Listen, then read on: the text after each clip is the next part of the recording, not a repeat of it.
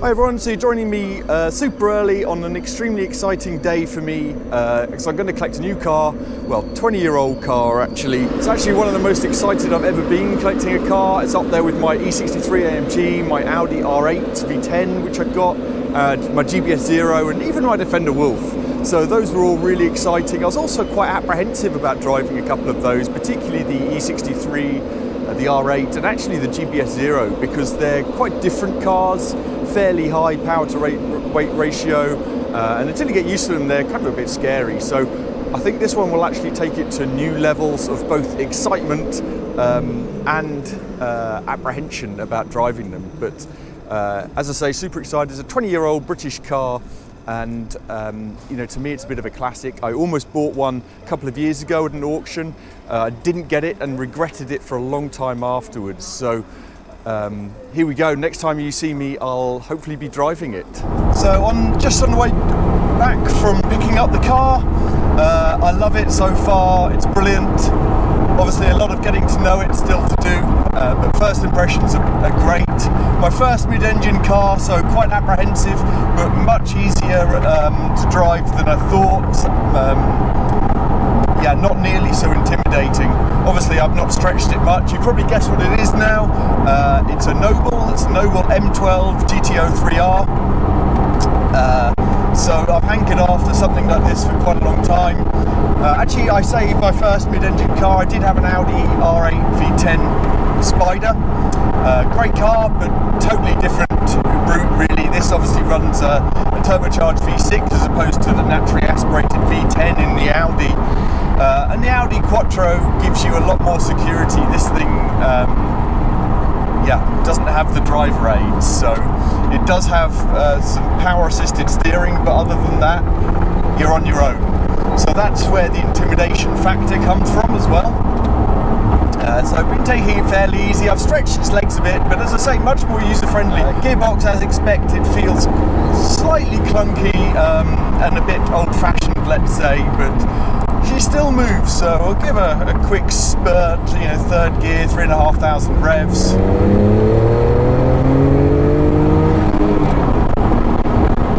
So she pulls reasonably well. I think I'll be wanting more power fairly soon, so this has got quite a lot of modifications, running about, it was rolling road, said 428 horsepower. I think it's still at 360 pound-foot of torque on the original T25 turbos. Fairly quick, but it's a very linear power delivery.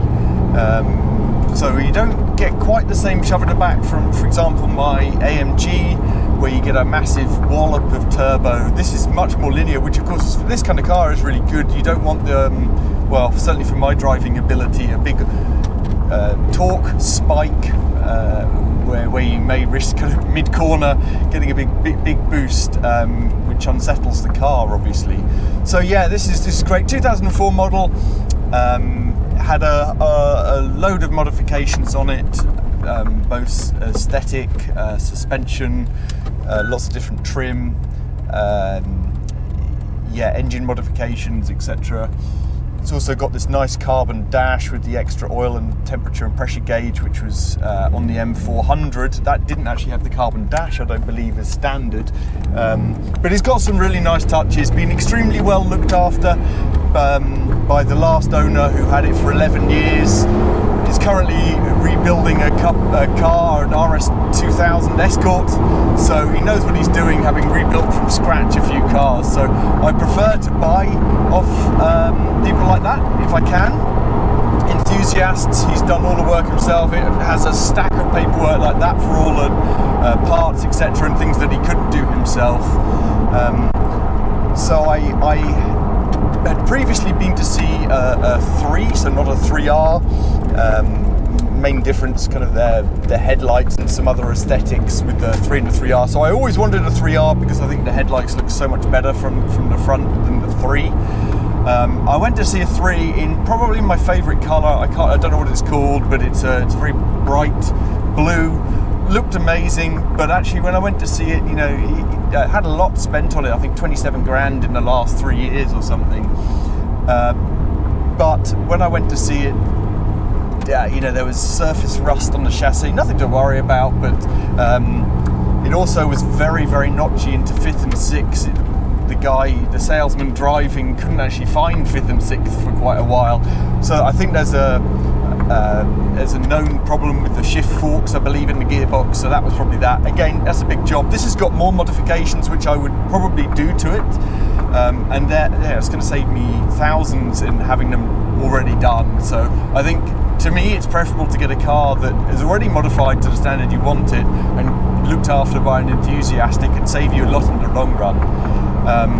So yeah, delighted to have found this one, which I thought may be a bit beyond my reach, but I've managed to get it, and I'm super happy. So I'll do some other videos on this very soon, a proper walk around, tell you a bit more about it, because there's lots to say, and perhaps a bit of a drive when I've got more used to it. But some nice corners coming up here, so let's see how she goes. One of my favourite bits of road actually here. So not super loud, but nice exhaust. It's got a modified exhaust on it.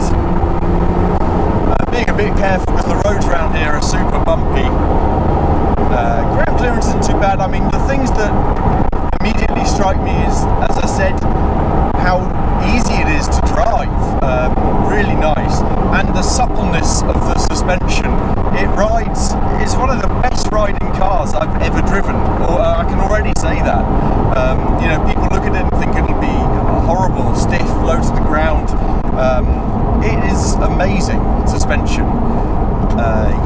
Rides and handles absolutely beautifully, and of course that's what they're renowned for, and one of the main reasons I wanted to get one is I'm quite heel on toe on this, which is a bit disappointing. I don't know if the brake pedal and accelerator might be adjustable.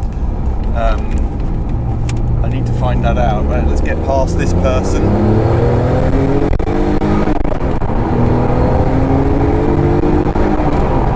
Still got a lovely turbo wastegate noise on this. The 2.5 GTO was famous, as Clarkson said, for sounding like Darth Vader. This one doesn't have as much turbo noise. You can still hear it. There's no dump valve on this. That's just the turbo wastegates. It's a nice sound anyway.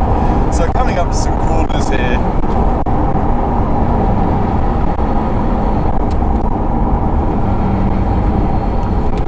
Yeah, it's nice under braking. Just lovely through the corners.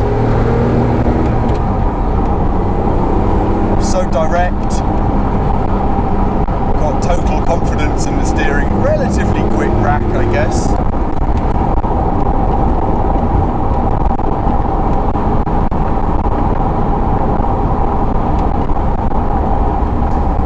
Feels so almost, I don't know how to describe it, kind of darty, obviously because it's so light. These weigh around about just under 1.1 tons. Grip levels are very strong.